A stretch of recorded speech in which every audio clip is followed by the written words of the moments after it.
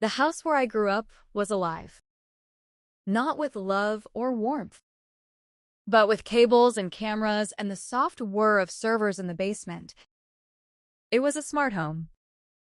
That was what my mother called it. The most advanced behavior correction system ever designed for private use. Her name was Dr. Ira Voss, and she was the creator of the Verity Protocol, a program she sold to wealthy parents who wanted perfect children. Children who never lied. Children who never stole. Children who never disappointed. She tested it on us first.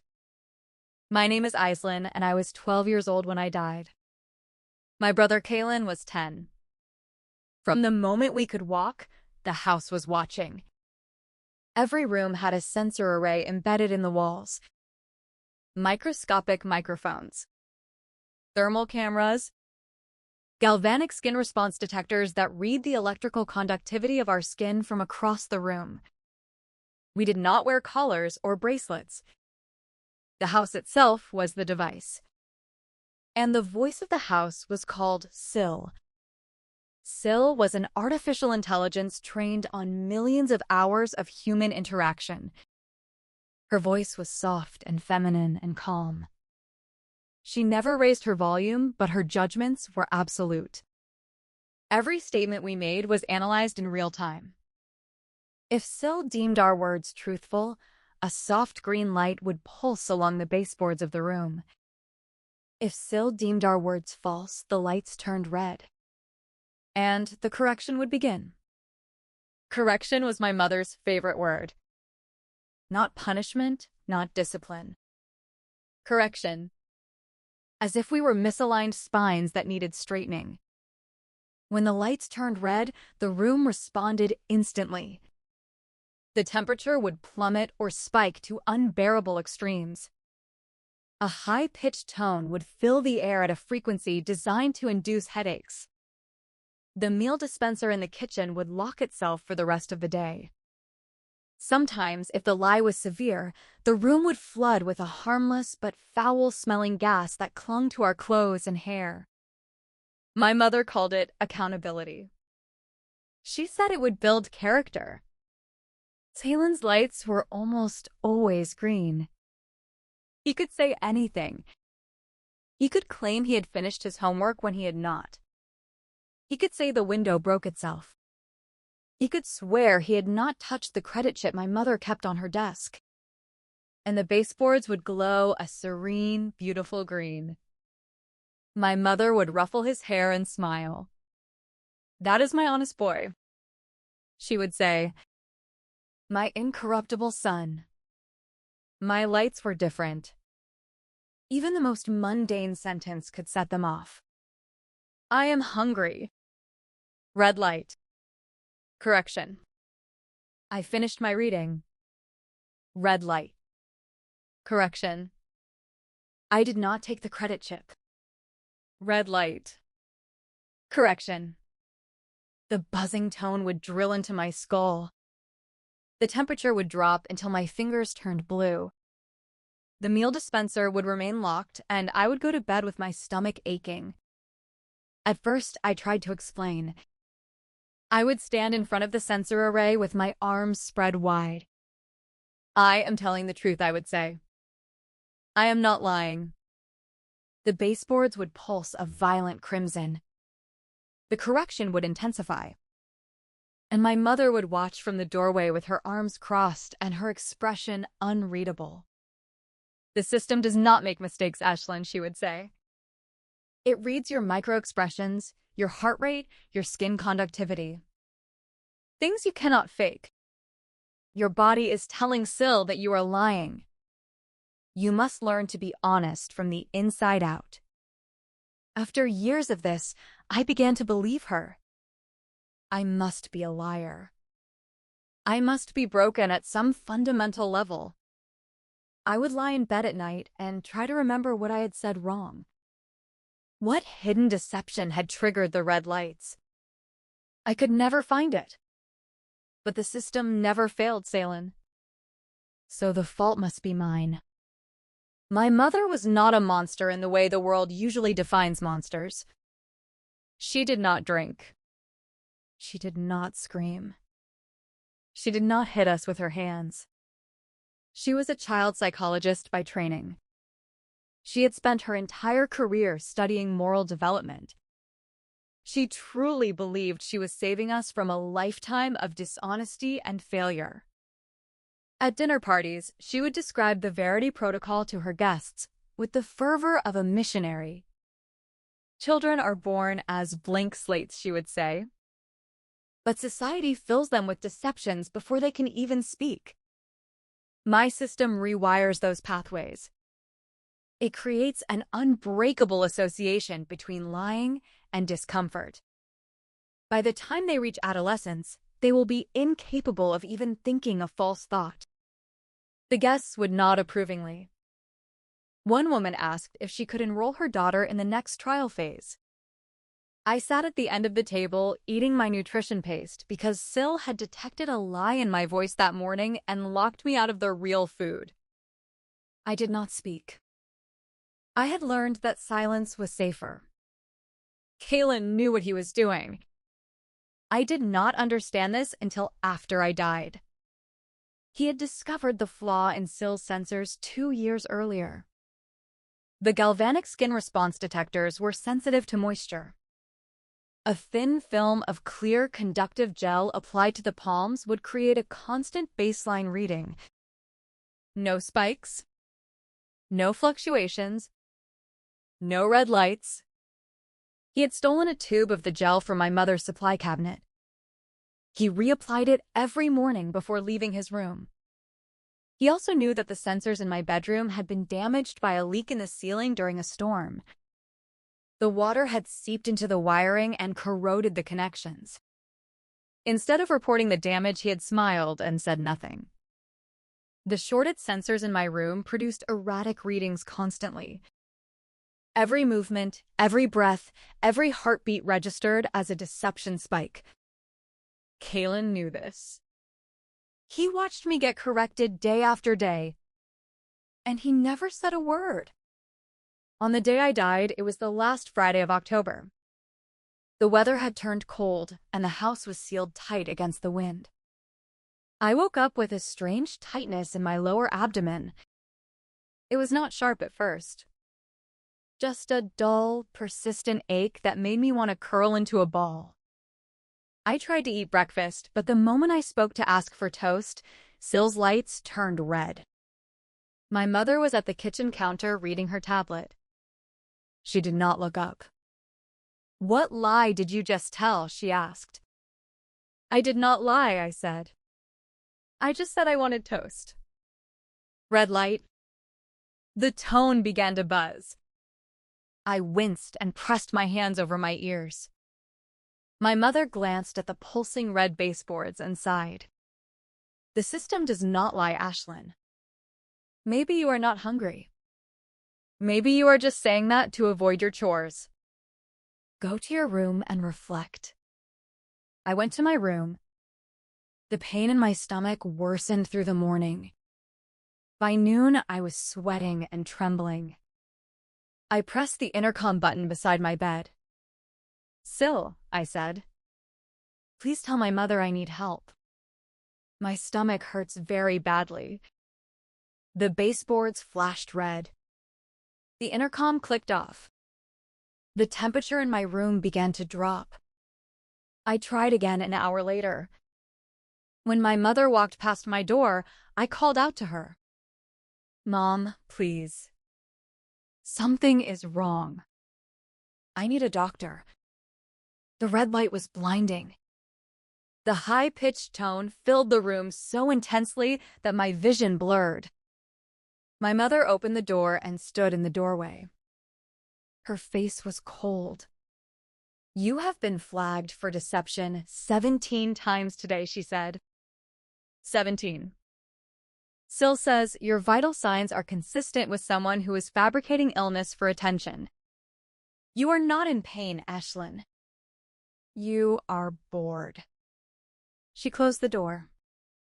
I heard the lock engage from the outside. That was one of Syl's features. Remote door control.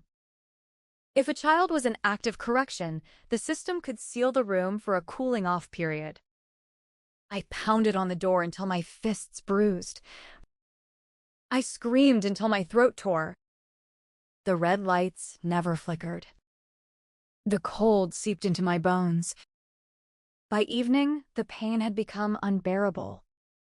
It felt like something was tearing inside me. I could not stand. I crawled to my desk and pulled myself into the chair. I opened my notebook. It was the one place Syl could not monitor. Real paper. Real ink. I had been required to write reflection essays after every correction. I am sorry I was wrong. I will be honest. Thousands of those sentences filled the pages. This time, I wrote something different. Mom, I think I am dying. The pain is real. Please believe me. I do not know why the lights are red. I am not lying. I love you. I am sorry I was never good enough. I set down my pen. The shivering stopped. The pain did not stop, but my body stopped fighting it. A strange lightness spread through my limbs. I felt myself rising. And then I was looking down at a girl slumped over a desk. Her hand was still gripping the pen. Her eyes were open and still. The red light was pulsing along the walls. Pulsing. Pulsing. Pulsing. I was dead. I did not know the rules of being a ghost. I did not know if I was supposed to go somewhere or do something. All I knew was that I was still here. Still in the house. Still watching. My mother and Kaylin came home late that evening. They had been at a robotics exhibition downtown. Kaylin was chattering happily about the drones he had seen. My mother was laughing. She laughed with Kaylin in a way she never laughed with me. They walked past my door, and my mother did not pause. She did not check on me. She did not wonder why I had not come out for dinner. Syl would have reported my status. Syl would have told her that I was still in correction. And that was enough for her. The first night was quiet. The second night, the smell began. The heating system was still running at full power despite the cold weather outside. Syl maintained a constant 78 degrees in all occupied rooms. My room was considered occupied because my body was still there. The warmth accelerated the decomposition. By the morning of the second day, a faint, sweetish odor had begun to seep under my door. Seelan noticed it first. "What is that smell?" he asked at breakfast. My mother sniffed the air. "Probably a dead rodent in the walls," she said. "I will have maintenance check it." She did not call maintenance. On the third day, the smell was overwhelming. It filled the hallway like a physical presence. My mother finally approached my door. She did not open it. She just stood there with her arms crossed and her jaw tight. "Iceland," she called through the door. "This is a new level of manipulation. You are neglecting your hygiene to punish me. You are making yourself smell bad to get attention." The red lights were still pulsing. She could see them through the gap under the door. She took the glow as proof of my ongoing deception. She turned and walked away. She instructed Syl to seal the door. Not just lock it. Seal it. A thin strip of insulating foam expanded in the doorframe. The smell was trapped inside now. Mostly. I watched her give that instruction. I watched her walk back to the kitchen. I watched Seelan eat his lunch while my body bloated and blackened 30 feet away. And I felt something I had never felt before. Not sadness. Not anger. Just a profound, hollow exhaustion. I had spent 12 years trying to earn her love. I had accepted every correction. I had written every apology. I had believed with all my heart that if I just tried harder, the lights would turn green. And she had sealed my door with foam. On the fourth day, my father came home from his business trip. He was not a participant in the Verity Protocol. He was not a believer. He was just absent. He worked 80 hours a week and left the parenting entirely to my mother. When he walked through the front door, the smell hit him like a wall. "What the hell is that?" he said. He dropped his suitcase. "Era!" he shouted. "What is that smell?" My mother looked up from her desk. Her expression was calm. "It is Iceland," she said. "She has been in extended correction for 3 days. She's trying to manipulate us by refusing to bathe." My father stared at her. He looked at the foam-sealed door at the end of the hallway. He looked at the red lights pulsing underneath it. "You locked her in there," he said. "For 3 days. "It is protocol," my mother said. "She will come out when she is ready to be honest." My father did not argue. He did not demand the key. He just stood there for a long moment. Then he picked up his suitcase and walked to the master bedroom. He did not check on me either. The fifth day was when the neighbors called. The smell had seeped into the ventilation system and was drifting into the adjacent units. 2 police officers arrived at the door. My mother greeted them with professional composure. "There must be some misunderstanding," she said. "My daughter is in her room. She's going through a behavioral phase." One of the officers, a woman with sharp eyes and a deep frown, stepped past my mother into the hallway. She smelled the air. She looked at the foam-sealed door. She looked at the red lights pulsing beneath it. "Ma'am," she said. "Open that door right now." My mother hesitated. "The protocol," she began. "Open the door," the officer repeated. Her hand was on her weapon, not drawing it, just resting there. My mother pressed her palm to the sensor panel. The foam seal retracted. The lock clicked open. The officer pushed the door inward. The smell that rushed out was not something words can capture. It was the smell of meat left in a hot car for 5 days. It was the smell of every mistake my mother had made given physical form. The officer stepped into the room and stopped. She stared at my body, slumped over the desk, swollen beyond recognition.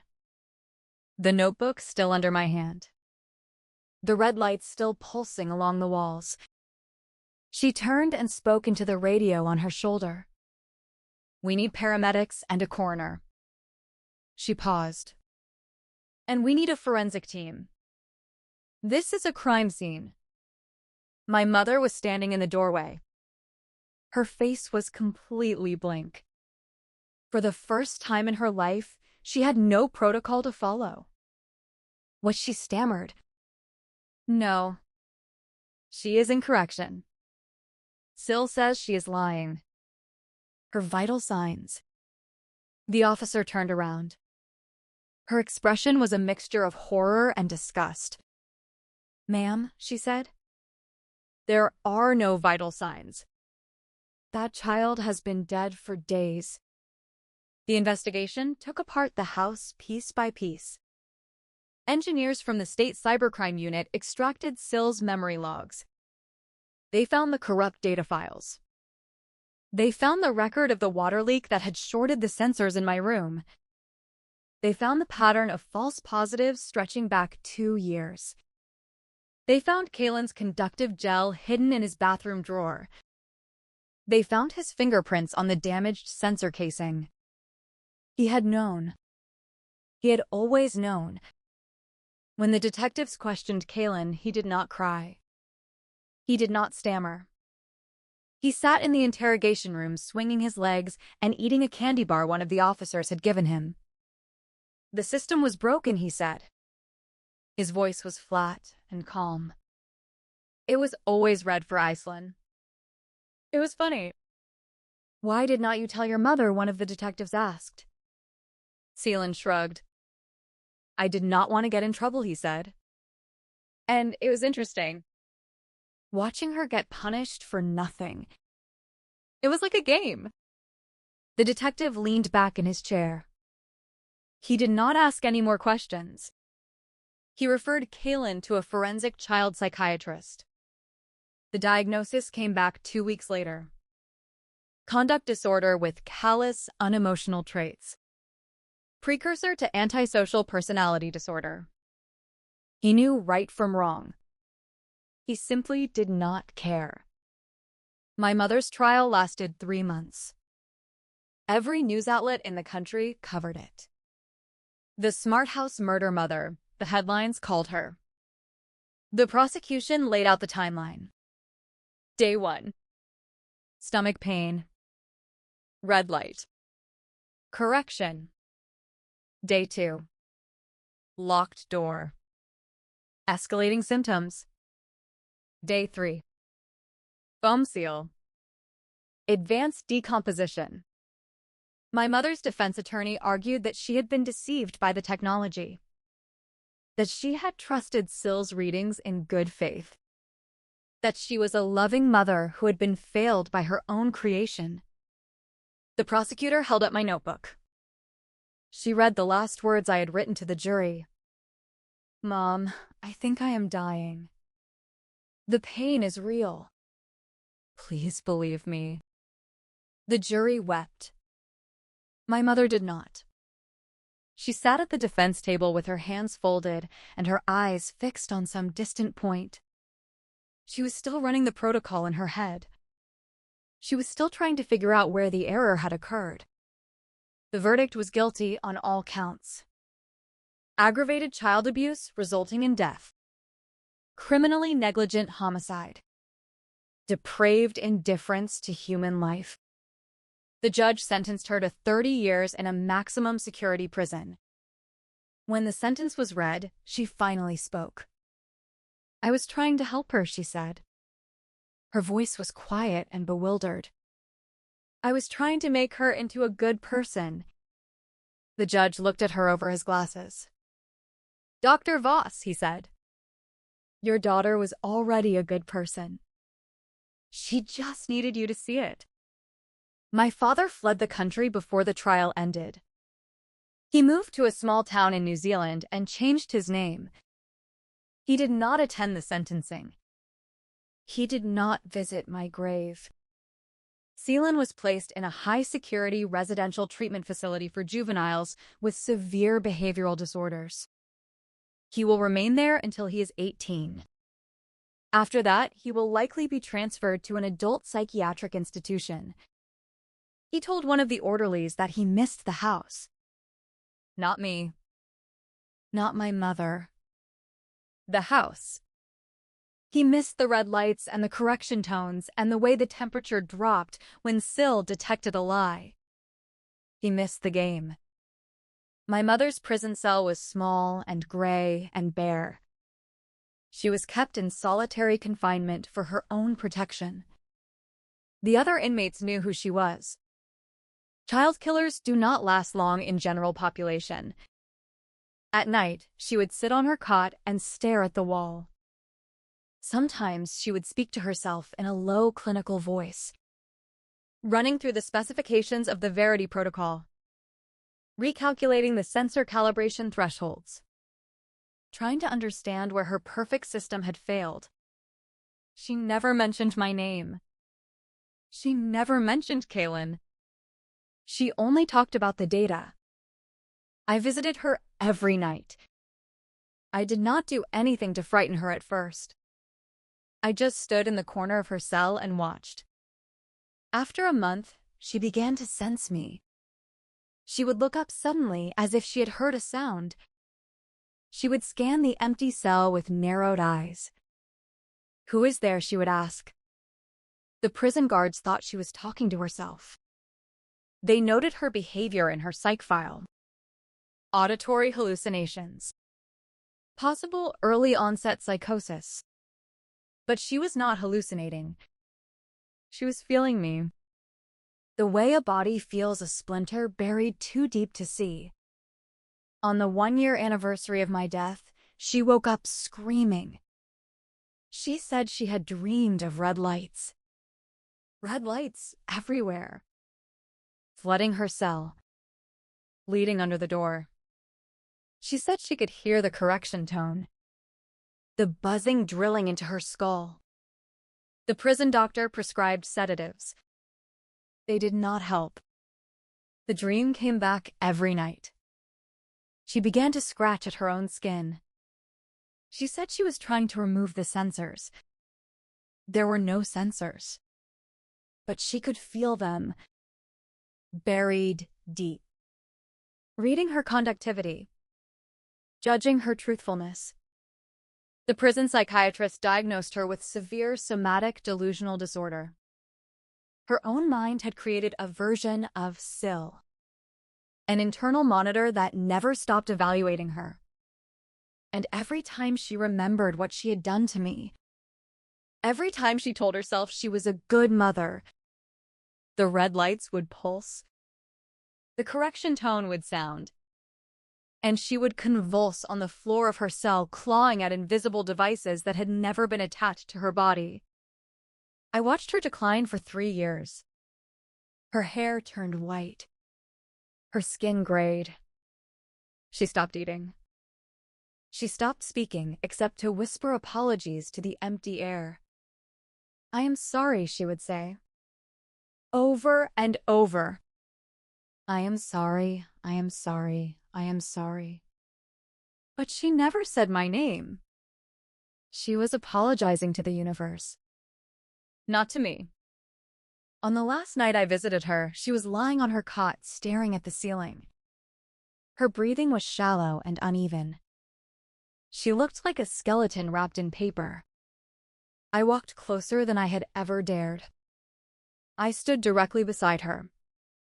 I leaned down. I spoke into her ear. "Mom," I said, "can you hear me?" Her eyes snapped into focus. For the first time since I died, she looked directly at me. She saw me. Not a ghost. Not a shadow. Me. "Ashlyn," she breathed. Her voice was a dry rustle. "Is it really you?" "Yes," I said. "It is me." She tried to lift her hand. It trembled and fell back to the cot. "I am sorry," she said. "I am so sorry. I was wrong. The system was wrong. I should have believed you. I should have listened. I should have." I stopped her. I put my finger to my lips. "It does not matter now," I said. "I just wanted to tell you something before I leave." What she whispered. "What did you want to tell me?" I looked into her eyes. The eyes of the woman who had created the system that killed me. The eyes of the mother who had sealed my door and walked away. The eyes of the scientist who had been so certain of her own righteousness that she could not see the truth bleeding out in front of her.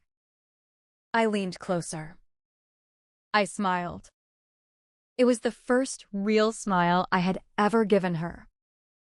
"The system does not make mistakes," I said. "That is what you always told me. Remember, the lights never lie." I straightened up. I turned away from her cot. Behind me, I heard her breath catch. She understood. The words she had used to justify every shock and every correction were now the words that condemned her. She had spent her life believing that the technology was infallible. And now her own mind had become the technology. Judging her. Correcting her. Forever. "No!" she gasped. "Ashlyn, please. Forgive me." Please tell me the lights are wrong. Please. I did not turn around. I walked toward the wall of the cell. And as I walked, the wall dissolved into a soft golden light. It was warm. Warmer than any room in my mother's house had ever been. The light wrapped around me like a blanket. The correction tones faded. The red lights faded. The cold faded. I heard my mother screaming behind me, her voice cracking and breaking. Eslin, come back. I am sorry. I believe you. I believe you now. I stepped into the light. The last thing I felt was a sensation I had never known in life. It was the absence of judgment. It was the end of the buzzing and the cold and the hunger. It was peace. Behind me, the heavy iron door of my mother's cell slammed shut. The sound echoed down the empty corridor. And then there was only silence. And the soft, eternal hum of a system that would never stop correcting her. Because her own heart was the censor now. And her heart could never tell the truth.